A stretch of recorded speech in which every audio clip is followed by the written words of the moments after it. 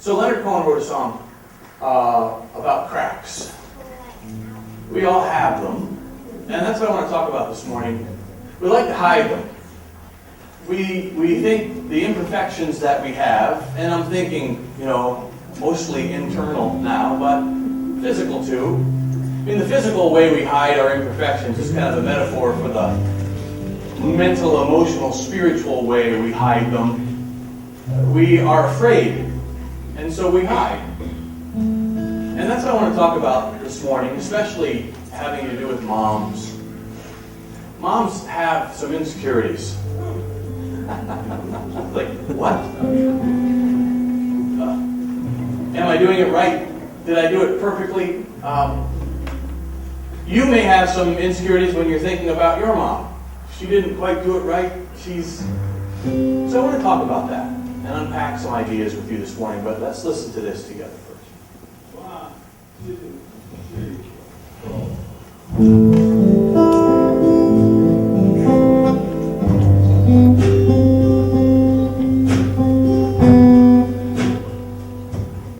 The birds they sang at the break of day start again. I heard them say, do not dwell on what has passed away, or what is yet to be.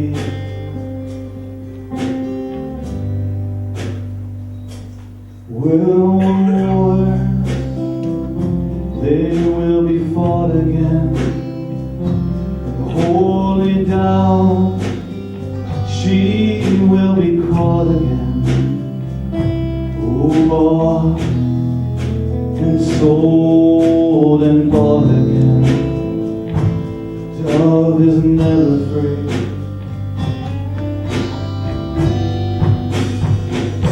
So ring the bells that still can ring. Forget your perfect offering. There's a crack in everything. That's how the life is in.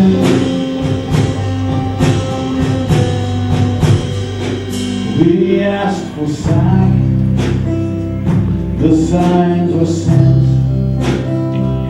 The birth betrayed, the marriage spent.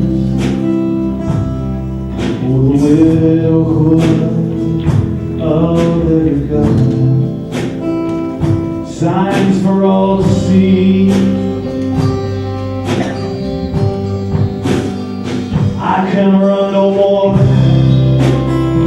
with that self-righteous crowd, while those judges in high places sing prayers out loud. Oh, they summoned up the thunder cloud. They're gonna hear from me.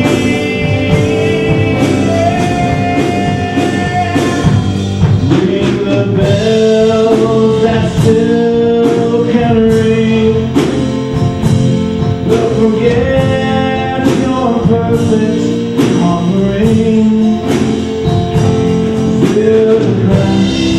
There's a crack in everything. That's how the light gets in. That's how the light gets in.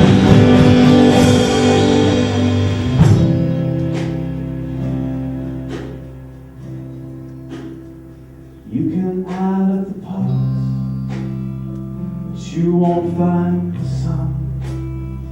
You can strike up the march on your little broken drum.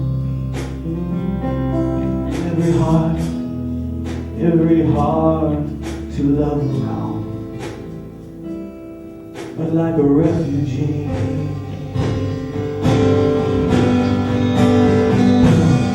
Ring the bells that still can ring,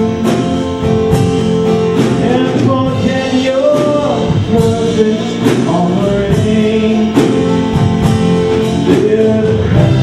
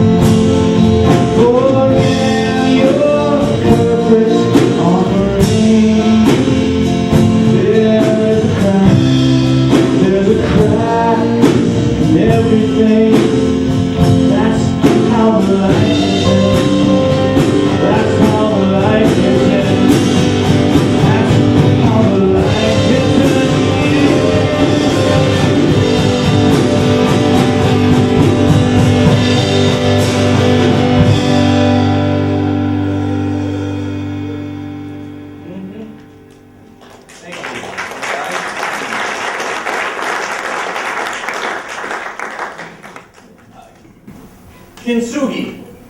Say that with me, would you? Kintsugi. Good, that's pretty good. It's Japanese. It's a part of a philosophy called, this is fun, I love saying this, wabi-sabi.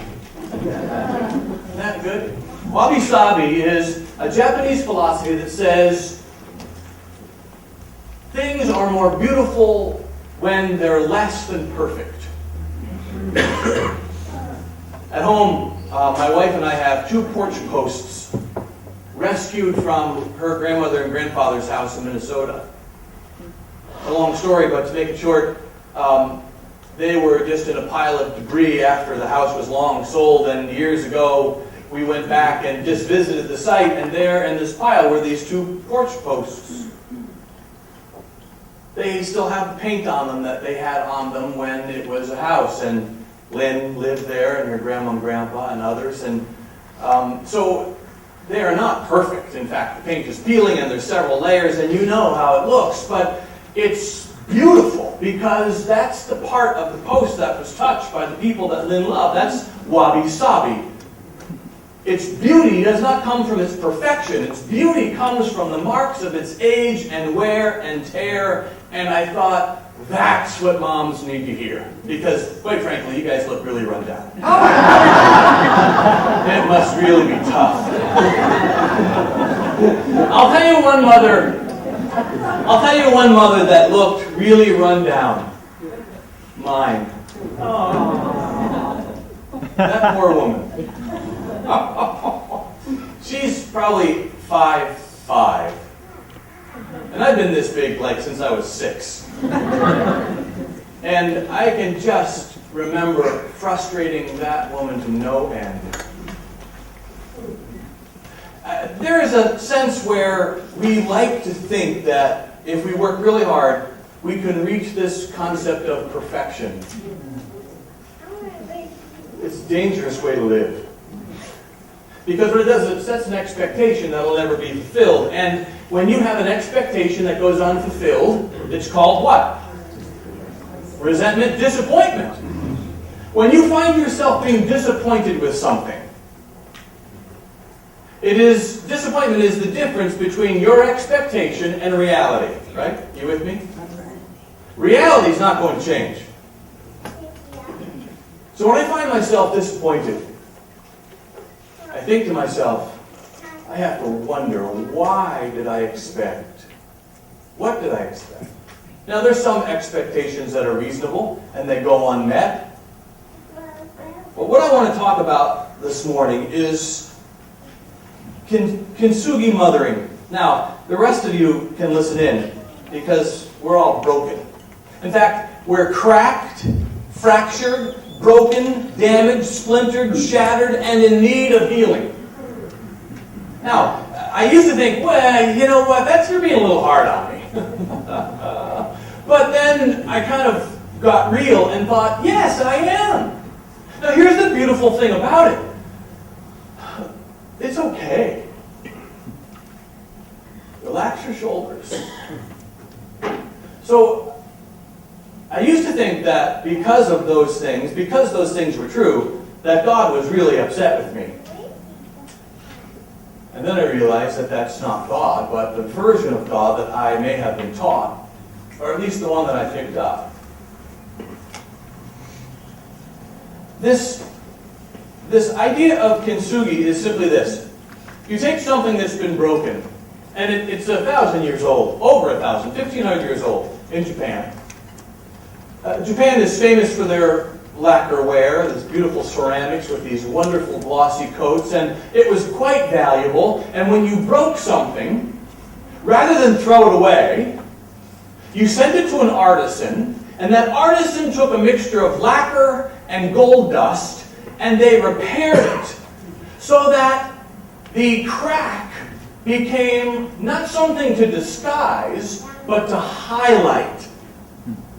That is the way I want us to embrace cracks. See, if you break something, has anyone ever broken like an heirloom? Lynn has a bowl at home that terrifies me. Lynn's grandmother was just this wonderful woman, and she has this beautiful bowl. It's got, I forget what it's called, but it's got like an apple on it, and it's this old pottery. And I know I'm going to be the one that drops it. This gives me some hope. As I'm running out of the house, I'm going to yell, "Kintsugi, honey, Kintsugi!"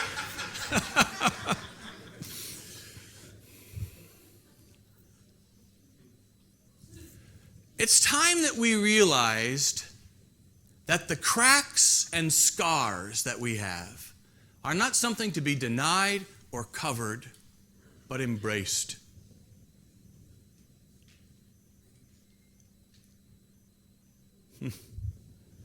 Now, that's easier said than done. I love what Ernest Hemingway has to say. He said, "The world breaks everyone. And afterward, some are strong at the broken places." He wrote that in a story called A Farewell to Arms. On my desk now I have 3 photographs in one frame. And I don't know if you won't be able to see them, but this is my mother this is probably like 1944, 45. My mother when she was 9 or 10. My father when he was 9 or 10. And me when I was 9 or 10. Remember when the photographer used to say, "Tilt your head"? Why did he do that? Like, okay, this doesn't feel very natural, but I'll tilt it. I think I must have misunderstood. There are times when I look at my past and I think to myself, why did my mother do that? Or I wish my father hadn't have said that. And then I realize that they're cracked. And I have a picture of all 3 of us at the same age because it's okay. I have my own cracks. And when I was 9 or 10, I didn't have nearly so many. My mom has her own cracks. My dad has his own cracks. When they were 9 or 10, they didn't have so many. But the world breaks everyone. So what do we do with these cracks? Well, we airbrush over them, right? We plastic surgery them away.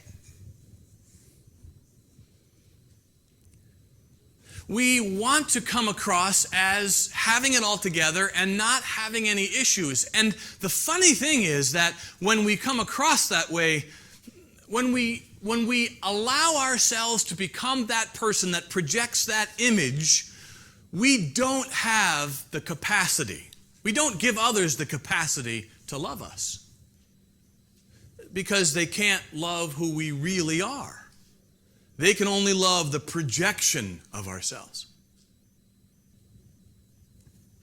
There's an amazing passage in the book of Matthew.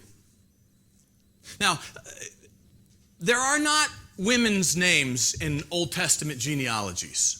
Now, the reason for that is because men were important in the ancient Near East in 5,000, 4,000, 3,000 BC, and women were not. So happy Mother's Day. And so it's remarkable when, in Matthew chapter 1, when Jesus' genealogy is given, there are 5 women included in the genealogy. It is like not only remarkable, it's what in the world is Matthew thinking about? I want to just give you a glimpse of the women who were in that genealogy. The first one's named Tamar.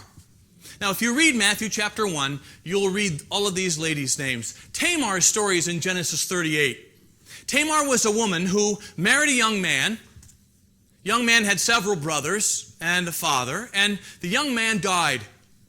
Now, there's this Jewish law that's called the kinsman redeemer that says if my brother's wife dies, it's my responsibility to marry her, to give her children so that she's not all alone. Well, it's a long story short, but the father of all of these boys did not want that to happen. And so it didn't happen. This woman, Tamar, knew that she was in trouble, and so she dressed up like a prostitute and went downtown and sat where the prostitutes sit. until her father-in-law came along, and she propositioned him, and he bit, and she became pregnant. This is quite a story, isn't it? Now, after she became pregnant, her father-in-law heard about it and said, "Bring out Tamar. We will burn her to death in front of everyone for her sin." And before that happened, he said, "Do you have any last words?" And she had taken the pledge of her father-in-law's staff as payment and said, "Do you recognize this staff? The father of the child is its owner." You think any cracks developed in that whole situation? Do you understand that Matthew says this is the line of Jesus, Tamar? Next is Rahab. She's a little bit more popular. I mean, she's a little bit more well-known. Rahab the prostitute. She lived in Jericho and helped the Hebrew spies, and we're not going to get into the story, but you can look at it and read it later. It's a remarkable story. It's like a mini-series, these stories. And Rahab is in there. She's cracked. She's broken. She's just like you, ladies. She is doing her best, but falling short again and again, and filled with kind of doubt. Is this now? That's what we do. Rahab is an amazing woman. Ruth. Ruth is a woman who was not Hebrew at all. She was a Moabitess, a woman from Moab. So she shouldn't have been included at all in anything. But here's the funny thing. She has a whole book of the Bible named after her, the book of Ruth. Her story is absolutely remarkable. She's got all kinds of cracks, deep pain. She's in the story. She is one of the ones in the line of Christ. You know this one, Bathsheba. Now, Matthew is so afraid of including her in the genealogy that he does not name her. The wording is very interesting, and I'm going to fumble around with it unless I read it. So let me read this to you. Again, Matthew is a Newer Testament book that's written to help us understand the life of Jesus, and it's written to a mostly Jewish audience, and so Matthew is very hesitant to use this name. Listen to this. David was the father of Solomon, whose mother had been Uriah's wife. He wouldn't say the name, Bathsheba. Whose mother, Solomon's mother, had been Uriah's wife. That's Bathsheba. Now, talk about a victim. Talk about a woman with scars. It's remarkable. You see, these are the kind of people that end up in the genealogy of Jesus. Perfect people only. Beautifully polished, never really did anything wrong, always, no, they're just people. There's more. We could go on and on. I think the point is made, and certainly Mary. Hey, Mary, what did she do? Well, I'm not going to pick on Mary, except to say that she looked at herself and said, "Why me?" You see, it's not about deserving. We like to make it about deserving, but it's not about deserving. Nothing good is about deserving. The beauty of our cracks is that they remind us of an essential moment in our history. I have a good scar right here. 10th grade, trying to make a little bit of money in the summer. Chainsaw, not good. I have lots of scars. It's like I'm like a battlefield. But every one has a story. And the story says, this is what happened. That's what happened. Now, the scars that we hold, the cracks that we hold inside are the very same way. Each of them has a story. Now, we can deny it or we can embrace it. That's a big choice. Why do we try to hide our own cracks? It's the story from the beginning. Adam and Eve in the garden poem. God said don't, they did. And then God was coming into the garden to hang out with them, and what were they doing? Again, the big question isn't, was the story, did it happen like that? The big question is, does it happen like that? Happens like that every day. We do something stupid, and then we hide. And then when God said, by the way, first question God asks in the Bible, where are you? Where are you? Now, he probably didn't need information. So he says to Adam, what did you do? Adam says, what? So here it is, right? That's how it happened the first time. Here it is. We have shame, fear, shame, hiding, blame. That's what cracks bring. That's what the denial of cracks bring, see?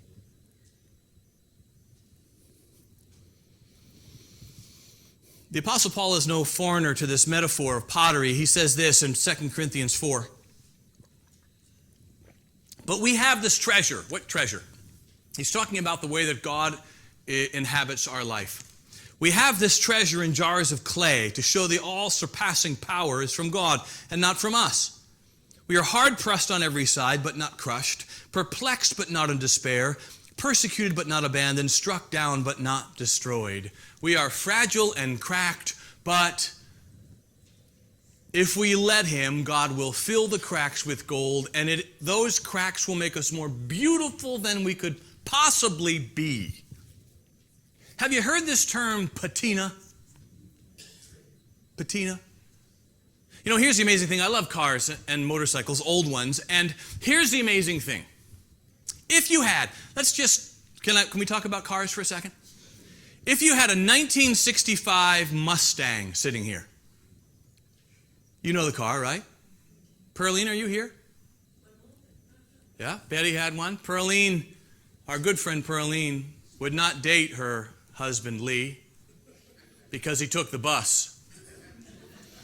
And this man was so smitten with this woman, this is 1965, that he went and bought a brand new Ford Mustang and showed up and won her heart. And the car is still in her possession. So, if we had a brand new looking 1965 Ford Mustang completely restored so that when you looked at it, it looks better than brand new. The paint is perfect, interior, everything. And then on this side, we had a 1965 Mustang that was completely original with patina. I mean, paint is worn through where the fellow or the lady has her arm out the window when they're driving, you know. And guess which one's worth more? This one. Why? Because it's only original once. You can restore it and restore it. Now that one, you spent more. But this one's more valuable. Why? Because the car has a story. It's not simply shellacked and looking just like every other one. This is the beauty of our humanity. And moms especially. It is the beauty of your humanity, and it is the beauty of your mother's humanity. Now, I know that it's not easy living with cracks, but you have to. If you don't live with them, I mean, what's the opposite? What's the alternative? We live in denial of them.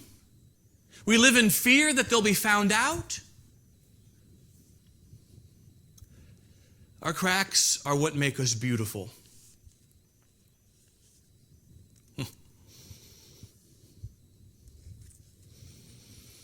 It's the fragility of humanity that allows us to call on something deeper than our own resources.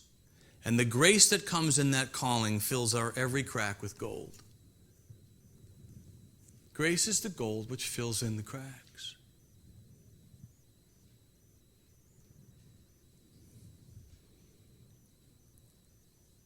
It comes down to a choice. This choice, I think. Deny that you've got them, or embrace them.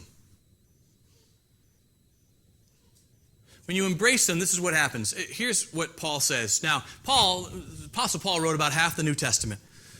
He he really kind of was in the stream of God running in the first century and trying to help people understand this whole Jesus thing.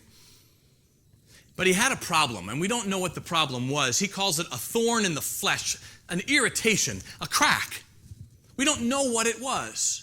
But he went to God and said, God, listen, here's how this works. I mean, I have a lot of work to do for you, and if you just take this blemish away, this kind of thorn in the flesh away, I can be a lot more efficient, productive. I mean, that's what we want, right? Productivity. I can be a lot more productive and do my job better if you just remove this problem for me. And guess what God said? Yeah, no. In fact, Paul said, 3 times I asked. 3 times, here it is, I pleaded with the Lord to take it away from me. But he said to me, my grace is sufficient for you, for my power is made perfect in your weakness. Now this is not the way our culture thinks. Our culture thinks bigger, faster, stronger. I mean, if you're big and you're fast and you're strong, but you're not biggest, fastest, strongest, what you do is you just start juicing, right? Because you need to be the best. And if you are Cindy Crawford and on the cover of a magazine and you need to be airbrushed, do we see that as a problem? Internally, that's what we do. We airbrush. Therefore, I'll boast all the more gladly about my weaknesses so that Christ's power may rest on me. Grace is my favorite word. Right behind love, I guess. Grace is, and by the way, it's the New Testament word charis. You know, any girls, once in a while, you hear a girl named charis. Charis, that's grace. Grace is loving favor not garnered through merit. That's what grace is. I love you, and I act in loving ways towards you. Not because you deserve it, because we're just so silly, friends. Love cannot be earned. Respect can be earned. Love cannot be earned. Love is either freely given or it isn't. We're going to unpack that to a greater degree over the next several weeks in this What God Won't series. Weakness. What is a weakness? A weakness is a lack of strength and the capacity to meet a challenge. I can't do it are great words.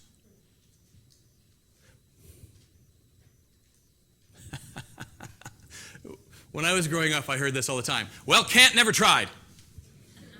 Well, you know, it's okay, right? It's just reflecting a crack. It's okay, relax, get over it. Can't tried. You couldn't do it. And so what did can't do? Can't said, I need a little bit of help. And then with help, everything was just fine. I used to live my life, this is my fun, I've got 1 billion metaphors, but I used to live my life in a Pony Express kind of way. Pony Express, think about it.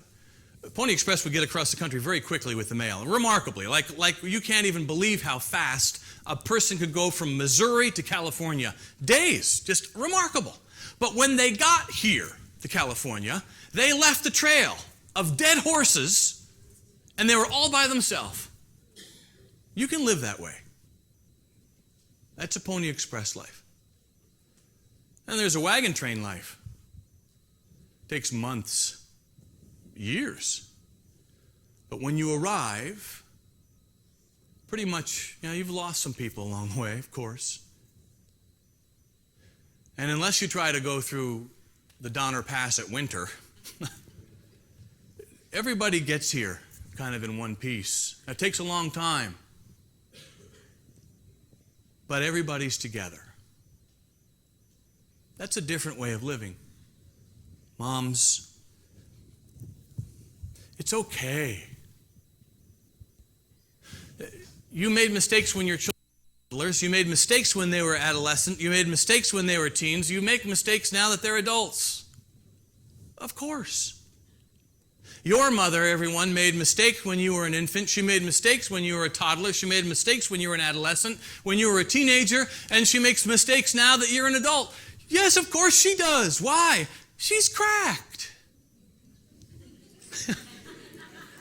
And you can tell her I said so. But explain what I meant. So, with these cracks that we have, we can choose hiding or healing, but we can't choose both.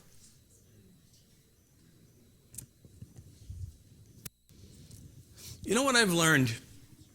A good deal of our true identity, and to me that's the goal of life, to find out who we really are and live into that identity. A good deal of our true identity comes from the chips, the cracks, and the scars that we experience on our journey. And even Jesus says that, right? The story tells us that he's risen from the dead, and Thomas doesn't believe it, and so Jesus shows up and says to Thomas, what? Thomas, put your finger right here. See my hands. Reach out and put it into my side. What was the identifier for Jesus? Scars. I've got scars. They didn't go away. They'll never go away because they're who we are. When I begin to embrace them, I begin to work through them, and something remarkable happens. The cracks fill with gold, and the cracks that are filled with gold become more beautiful. That is something that we all need, but that is my gift to you, mothers. Let me tell you a story as the band comes up. My favorite story. In fact, I think the only reason I wanted to give this sermon is because I read this story and I had to figure out a way to tell it. A Chinese woman, elderly Chinese woman, last century had two large water pots. One of them was cracked. They were both at the end of a pole, and every morning she would go and get water for her household. And she would go down to the river and fill both pots, but by the time she got back to the pot that had the crack was only half full. And it felt a great deal of shame because of it. Of course, the perfect pot was proud of its accomplishments. Just kind of sitting there all full and looking down its nose at the cracked pot. The poor cracked pot was ashamed of its own imperfection and miserable that it could only do half of what it had been made to do. And so after 2 years of what it perceived to be bitter failure, it actually spoke to the woman one day by the stream. And the cracked pot said, "I'm ashamed of myself because this crack in my side causes water to leak out all the way back to your house." The old woman smiled. "Did you not notice that there are flowers on your side of the path, but not on the other? I've always known about your flaw, and I planted flower seeds on your side of the path, and every day while we walk back, you water them. For 2 years I've been able to pick these beautiful flowers to decorate the table without you being just the way you are. There would not be this beauty to grace our house." That's the way it works. It just is. It just is.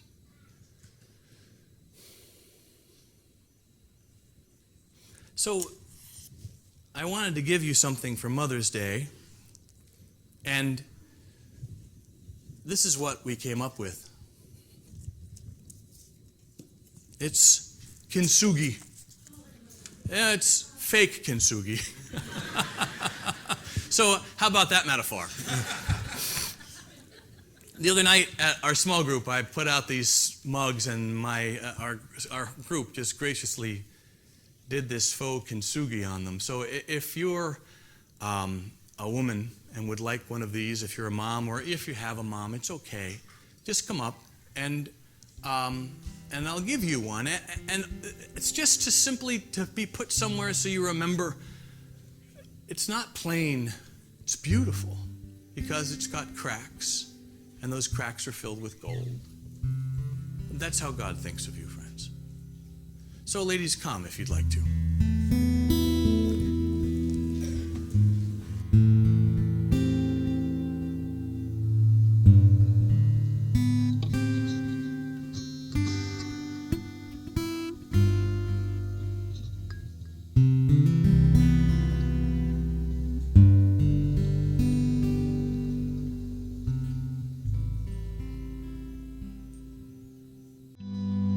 So God help us to relax about all the things that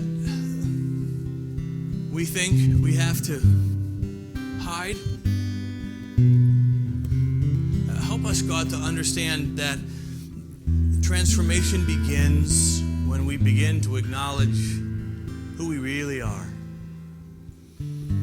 We lean into that. And I pray, Father, that the grace we get from you would fill us and that we would give to one another.